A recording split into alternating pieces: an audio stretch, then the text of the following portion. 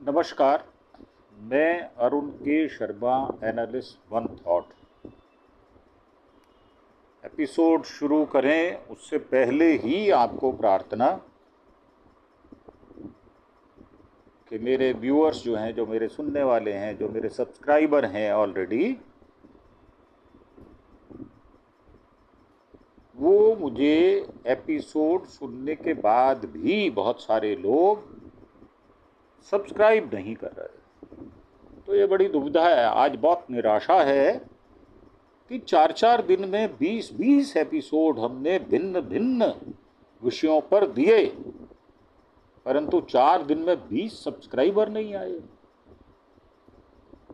तो अब हमने फैसला किया है कि एपिसोड शुरू होने से पहले ही हम आपको प्रार्थना करेंगे कि आप हमारे चैनल अरुण के शर्मा एनालिस्ट वन थॉट को प्लीज़ सब्सक्राइब अवश्य करें। और एक प्रार्थना छोटी सी और है कि एपिसोड को पूरा सुनने का प्रयास भी करें। अगर आप पूरा सुनेंगे तो आपको अच्छी इन्फॉर्मेशन प्राप्त होगी, अच्छी सूचनाएं प्राप्त होगी, अथेंटिव हम आपको न्यूज़ देंगे। परंतु निराशा तब होती है जब 4 दिन में 20 एपिसोड देने के बाद भी सब्सक्रिप्शन नहीं आता। तो कई बार मन करता है कि इस चैनल को बंद कर दिया जाए, परंतु फिर भी हम अपनी नैतिक जिम्मेदारी को समझते हुए इस चैनल को चला रहे हैं, जिससे हमें एक भी नए पैसे की प्राप्ति नहीं है, बल्कि हमारा खर्चा जरूर हो जाता है, परंतु हम उसका गिला नहीं करते। हम अपने शौक से काम करते हैं। तो एपिसोड शुरू करें उससे पहले ही आपको इसीलिए प्रार्थना कर रहे हैं कि आप हमारे चैनल अरुण के शर्मा एनालिस्ट वन थॉट इसको सब्सक्राइब अवश्य कीजिए।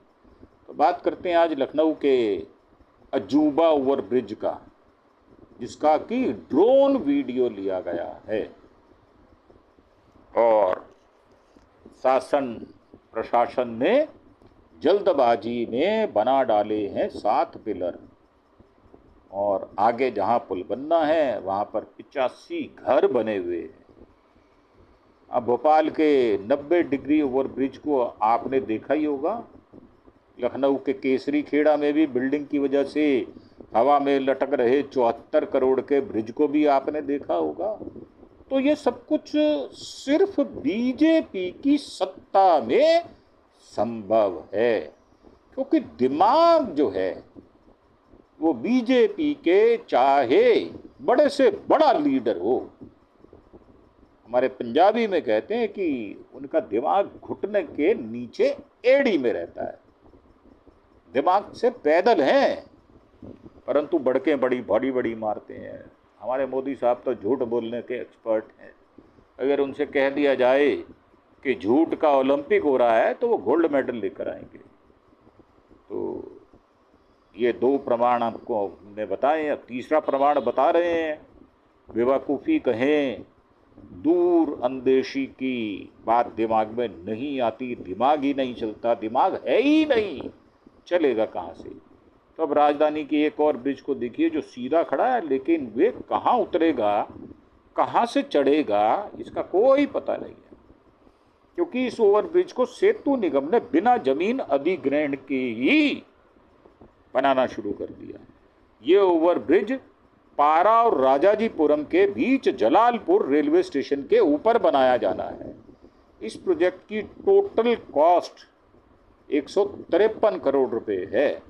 कुल लंबाई 857.92 मीटर। इस प्रोजेक्ट को अप्रूवल 2 नवंबर 2023 को मिला था।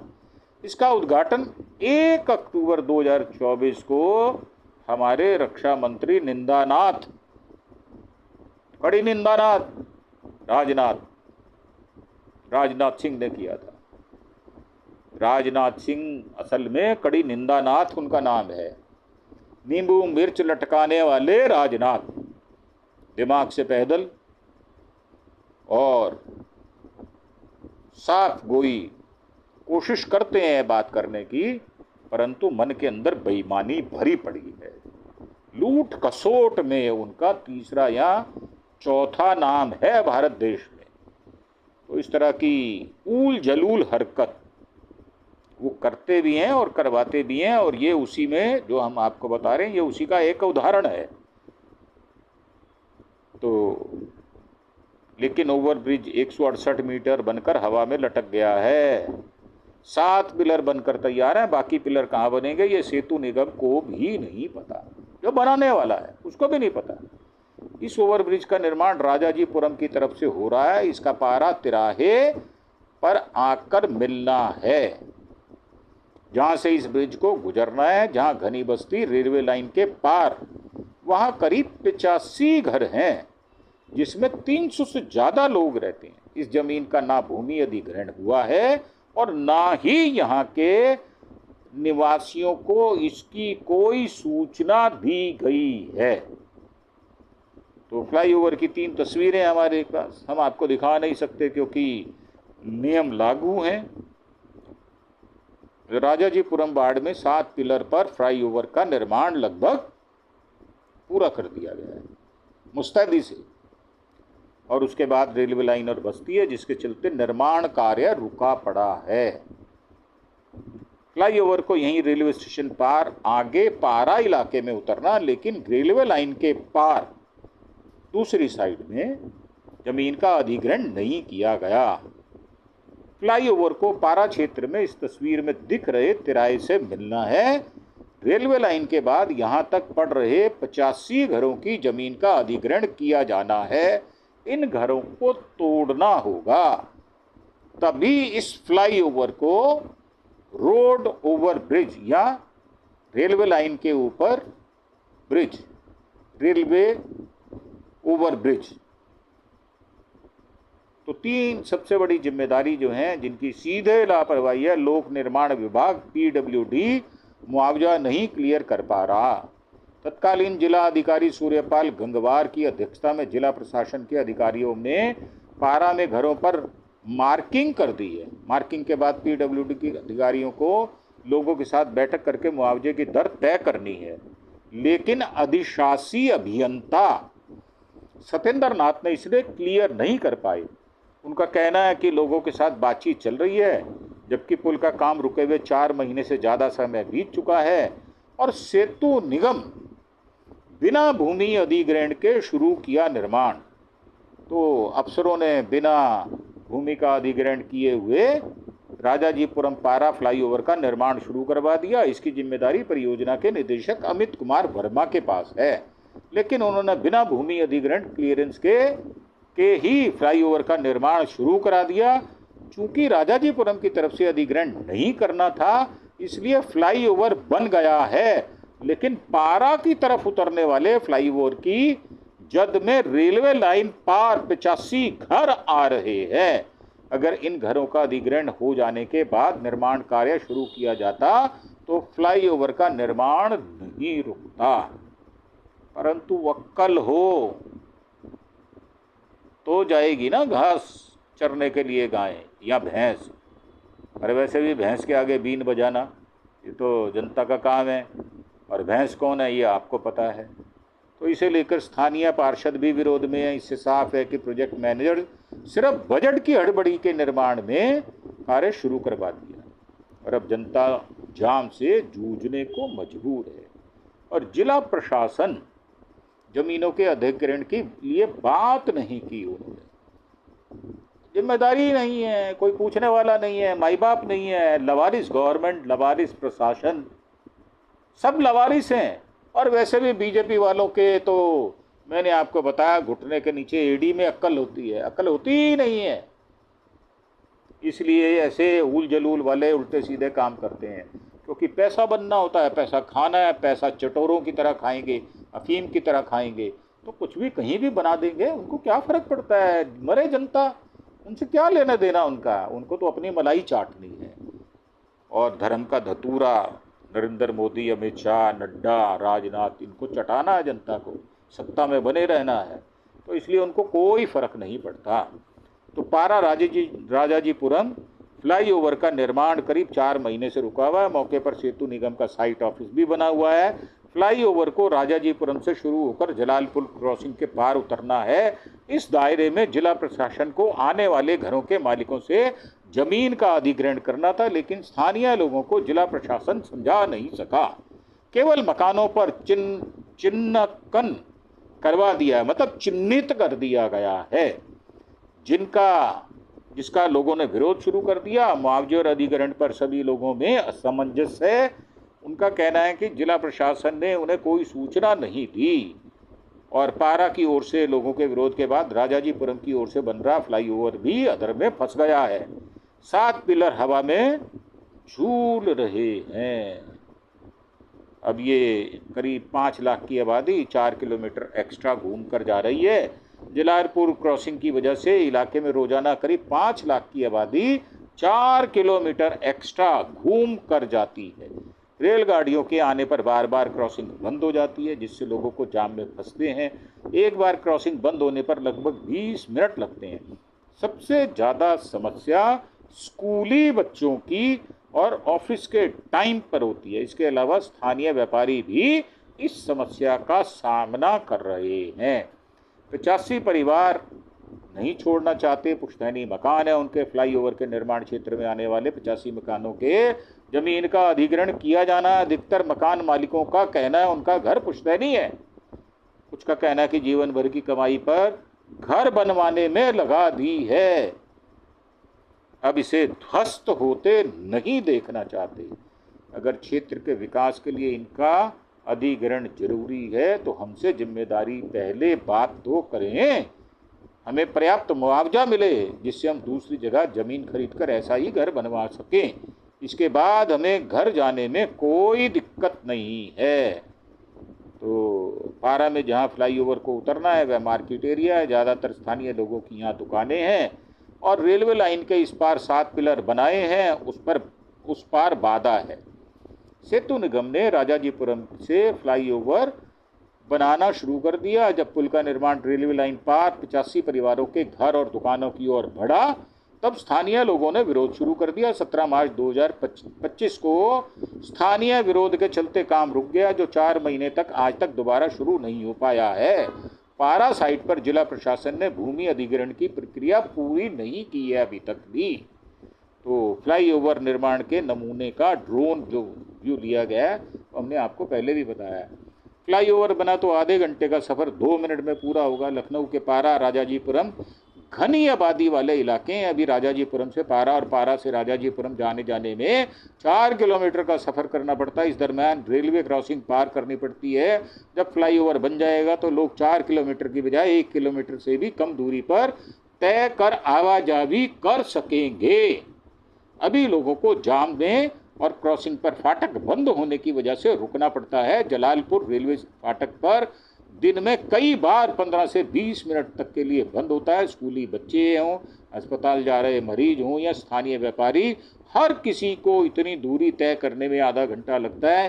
फ्लाईओवर बना तो पारा राजाजीपुरम के बीच सफ़र बामुश्किल 2 मिनट में पूरा हो जाएगा। तो इसकी डिटेल है। लंबाई है इसकी 857.92 मीटर। कुल लागत है 153.25 करोड़। 1 अक्टूबर 2024 कार्य शुरू हुआ। काम रुक गया 17 मार्च 2024 को। अब तक 168 मीटर बना है। पूरा होने का लक्ष्य 31 दिसंबर 2026 है।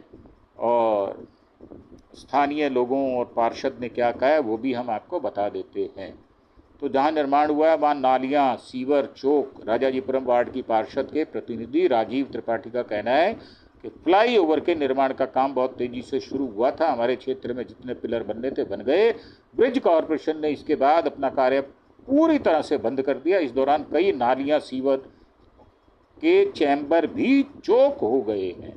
सेतु निगम ने शासन के नियम का पालन नहीं किया और बिना जमीनों के अधिग्रहण किए ही निर्माण कार्य शुरू करा दिया। इसी का नतीजा है कि फ्लाईओवर अब अधूरा पड़ा है।